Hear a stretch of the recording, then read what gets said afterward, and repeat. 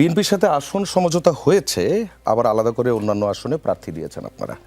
এই কৌশলের সুবিধা কি আর অসুবিধা কি ফেস করছেন কোনগুলো? ধন্যবাদ। প্রথমত আমি বলি যে আমরা বিএনপির সঙ্গে আমাদের একটা আসরে তারা আমাদের একটা ছাড় দিয়েছেন বলা যেতে পারে। এটাকে আপনি একসঙ্গে আমরা বহুদিন ধরে এক ধরনের যুগপৎ আন্দোলন করেছি এবং যুগপৎ আন্দোলনের ধারায় এটা হয়তো তারা একটা ছাড় দিয়েছেন, কিন্তু আসলে আমরা একটা লং টার্ম ভিশন নিয়ে আসলে রাজনীতিটা করি এবং লং টার্ম ভিশন নিয়ে রাজনীতি করতে হলে জনগণের ভেতরে আমাদের যে উপস্থিতি, সেই উপস্থিতিটা আসলে আমাদের বজায় রাখতে হবে এবং জনগণকে ভেতরে এই রাজনীতিটা আমাদের নিয়ে যেতে হবে। সেটার জন্য আমরা আবার বিভিন্ন জায়গায় আমাদের যে দলীয় প্রার্থী, সেই প্রার্থীদেরও রেখেছি, যাতে করে আসলে এই রাজনীতিটা, আমি তো মনে করছি না যে আসলে বিএনপির সঙ্গে এই মানে জোট করার ভেতর দিয়েই আসলে আমার রাজনীতির আলাদা প্রয়োজনীয়তাটা এটা শেষ হয়ে গেছে, এরকম আমি মনে করছি না। ফলে আমার রাজনীতিটাকে জনগণের ভেতরে নিয়ে যাওয়ার জন্য আলাদাভাবে জনগণের ভেতরে হাজির হওয়া, তার ভেতরে পলিটিক্সটাকে নিয়ে যাওয়া এবং সেই জায়গা থেকে ধরেন আসলে প্রত্যেকটা রাজনৈতিক দলের তো একটা লক্ষ্য উদ্দেশ্য থাকে, সেজন্যই তো তারা আলাদা আলাদা দল এবং সেই আলাদা আলাদা যা দল হওয়ার ফলে এই জায়গাতে আমাদের লক্ষ্য উদ্দেশ্য আর বিএনপির লক্ষ্য উদ্দেশ্য তো আসলে সবসময় এক জায়গায় মিলবে না। একটা নির্বাচনী সমঝোতা কিংবা আসন সমঝোতা, এবং আমরা মনে করি যে ধরেন একটা আসন আমরা পেয়ে গেলে আমাদের রাজনীতিটা একেবারে সাথে সাথে বিকশিত হয়ে গেল, সেটা তো আসলে সম্ভব না। তাহলে আসলে জনগণের ভেতরে এই আমাদের রাজনীতির আওয়াজটা নিয়ে যাওয়া, এটার একটা উপলক্ষ হচ্ছে নির্বাচন।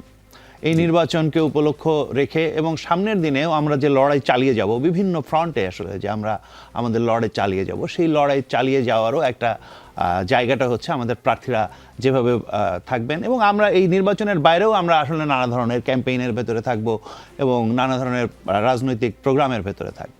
ফলে আমরা নির্বাচনকে আমাদের পথের ভেতরে একটা অংশ হিসেবে দেখছি, নির্বাচনকে কোনো একটা গন্তব্য হিসেবে না দেখে পথের একটা অংশ হিসেবে দেখছি। আচ্ছা, একটা বিষয় নির্বাচন অ্যাপ্রিশিয়েট করতে চাই ইফাইমে, সেটা হচ্ছে উনারা বিএনপির সাথে রাজনৈতিক জোটে গেলেও আমরা দেখেছি একটা রাজনৈতিক দল যারা অভ্যুত্থানে তাদের পার্টিসিপেশন আছে বলে দাবি করে, তাদের দলীয় নেতারা কেউ কেউ তো দল বিলুপ্ত করে বিএনপিতে যোগ দিয়েছে এই জোটে, কেউ কেউ দল থেকে পদত্যাগ করে বিএনপির এই জোটে গিয়েছে শুধুমাত্র ধানের শীষ প্রতীকের জন্য।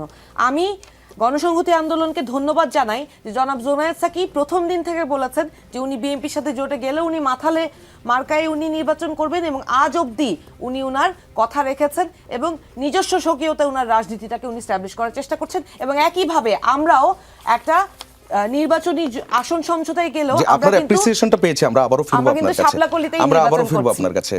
দ্বিতীয় যে প্রশ্নটা ছিল, নির্বাচনের পর ধরে নেই যদি বিএনপি সংখ্যাগরিষ্ঠতা পায় এবং সংস্কারের প্রতিশ্রুতি থেকে কিছুটা সরে আসে, তখন আপনাদের ভূমিকা কি হবে?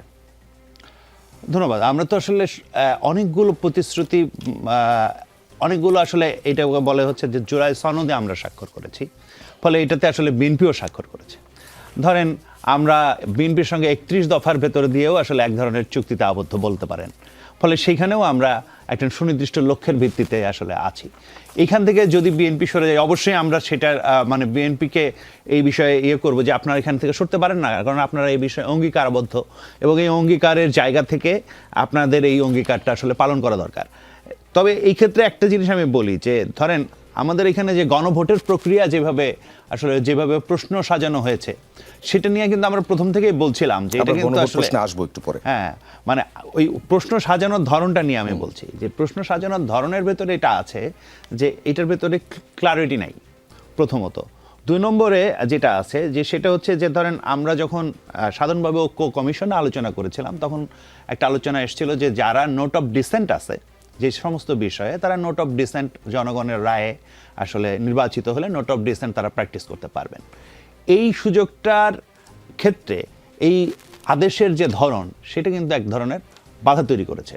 আমি ব্যক্তিগতভাবে আমাদের দল থেকে আমরা সকলেই ধরেন জোনায়েদ সাকি অনেকবার বলেছেন, আমরা ঐক্য কমিশনেও এটা বলেছি যে আসলে আমাদের যে অ্যাগ্রিড পজিশন, মানে সবার ঐক্যমত্য যেটা, সেইটার বাইরে গিয়ে যদি আমরা কিছু চাপিয়ে দিতে চাই, তাহলে আসলে কিন্তু এইটা কখনোই আসলে বাস্তবায়িত হওয়ার জায়গাটা কমে যায়।